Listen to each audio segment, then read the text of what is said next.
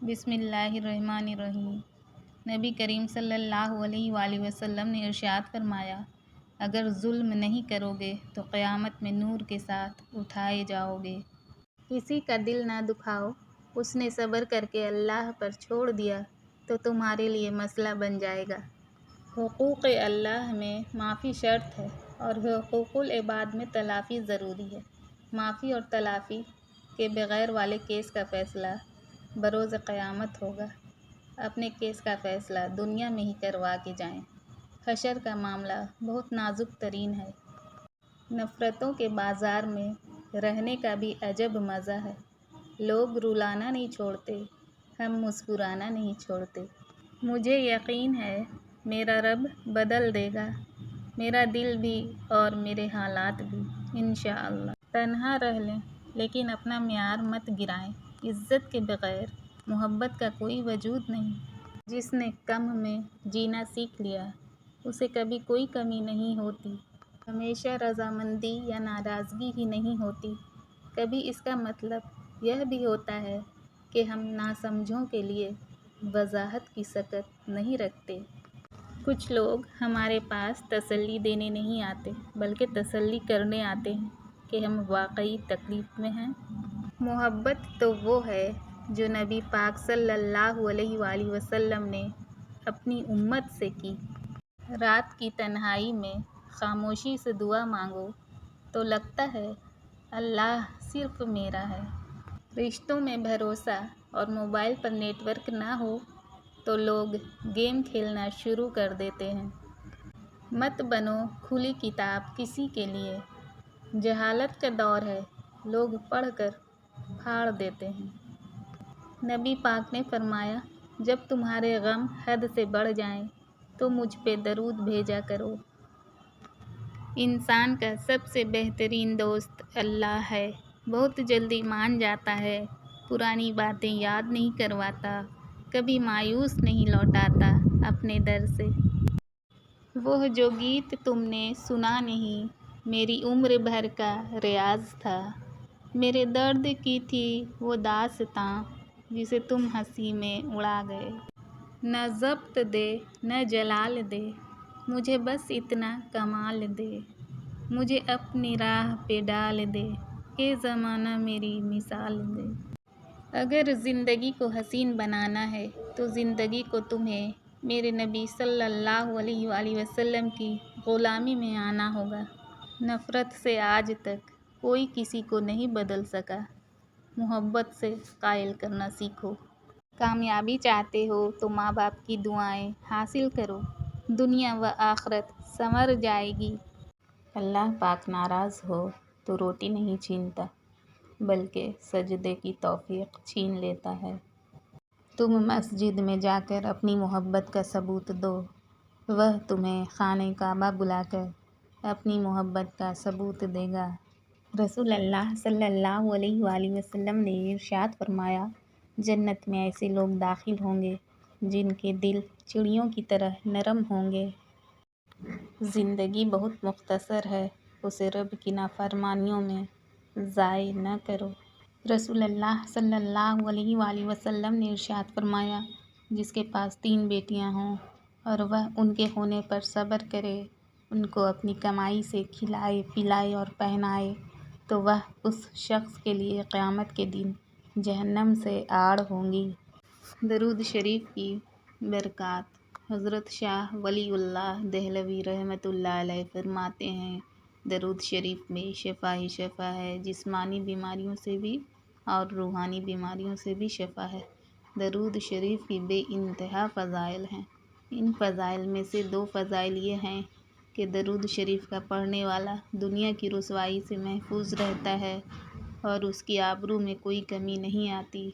ایک بزرگ کا قول ہے، ہم نے جو کچھ بھی اس دنیا میں پایا، خواہ وہ دنیاوی انعامات ہوں خواہ آخری انعامات ہوں، سب کا سب درود شریف کی برکت سے پایا۔ ہر ابتدا سے پہلے، ہر انتہا کے بعد ذات نبی بلند ہے، ذات خدا کے بعد۔ شکر ہے خدا کا، امتی ہوں مصطفیٰ کا۔ خوب ہے نام محمد جس میں نقطہ گوارا نہیں، خود رب نے ہے فرمایا جو تمہارا نہیں وہ ہمارا نہیں۔ بلا ہی لیں گے مجھے بھی ایک دن، میری تڑپ کا تقاضا حضور جانتے ہیں۔ تھک گیا ہے دل بھٹکتے بھٹکتے، بلا لیجئے آقا مدینے کی ہواؤں میں۔ وہ عرش کا چراغ ہیں، میں ان کے قدموں کی دھول ہوں۔ اے زندگی گواہ رہنا، میں بھی عاشق رسول ہوں۔ نہ ایسی زلفیں نہ ایسا چہرہ، نہ یوں کسی پہ شباب ہوگا۔ جواب ہوں گے سبھی کے لیکن نہ مصطفیٰ کا جواب ہوگا۔ سنا تھا درد کا احساس تو اپنوں کو ہوتا ہے، جب درد ہی اپنے دیں تو احساس کون کرے گا۔ جہاں نفرت دیکھو وہاں خاموشی اختیار کرو، اور جہاں اختلاف دیکھو وہاں سوال ضرور کرو۔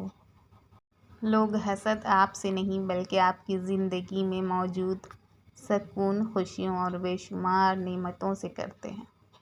رشتے ایک دوسرے کا خیال کرنے کے لیے ہوتے ہیں، ایک دوسرے کا استعمال کرنے کے لیے نہیں۔ انسان بھی باکمال ہیں، ڈراموں میں اداکاروں کے دکھ درد دیکھ کر رو پڑتے ہیں اور اصل زندگی میں لوگوں کے دکھ درد کو ڈرامہ سمجھتے ہیں۔ دو چیزیں اپنے اندر پیدا کر لو، چپ رہنا اور معاف کرنا۔ چپ رہنے سے بڑا کوئی جواب نہیں، معاف کرنے سے بڑا کوئی انتقام نہیں۔ معاف کرنا، معافی مانگنا سیکھیں، زندگی کی تلخیاں کم ہو جائیں گی۔ جو شخص سجدوں میں روتا ہے اسے تقدیر پر رونا نہیں پڑتا۔ لوگ مطلب کی بات سمجھ لیتے ہیں لیکن بات کا مطلب نہیں سمجھتے۔ پیسے کی امیری تو عام ہے، دل کی امیری اللہ کسی کسی کو دیتا ہے۔ انسان کتنا ہی امیر کیوں نہ بن جائے، تکلیف بیچ نہیں سکتا اور سکون خرید نہیں سکتا۔ کوشش آخری سانس تک کرنی چاہیے، منزل ملے یا تجربہ، چیزیں دونوں نایاب ہیں۔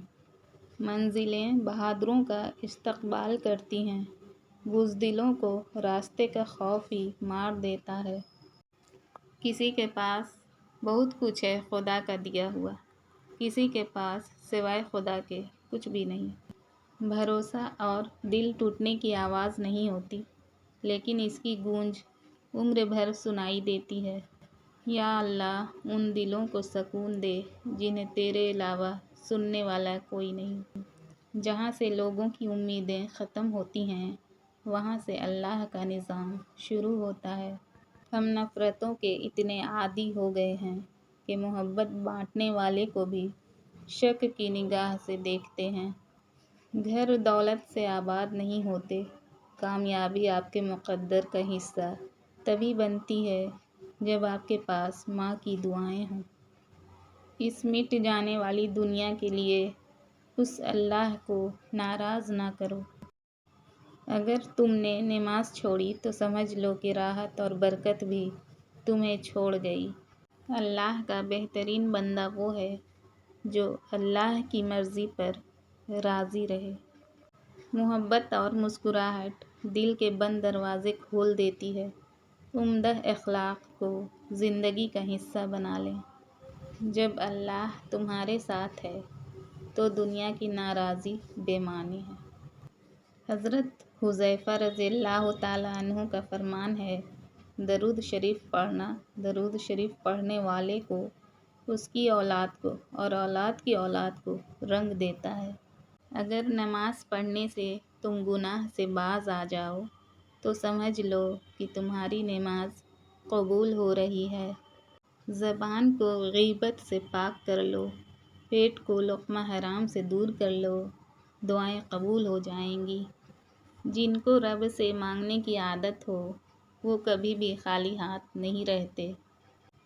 سب کو معاف کر کے اور معافی مانگ کر سوئیں، کیونکہ زندگی کل کی محتاج نہیں۔ رسول اللہ صلی اللہ علیہ وآلہ وسلم نے ارشاد فرمایا، جو تم سے اللہ کے نام پر مانگے تو اسے دو۔ نماز سے فارغ ہونے کے بعد 3 مرتبہ استغفار پڑھنا سنت ہے۔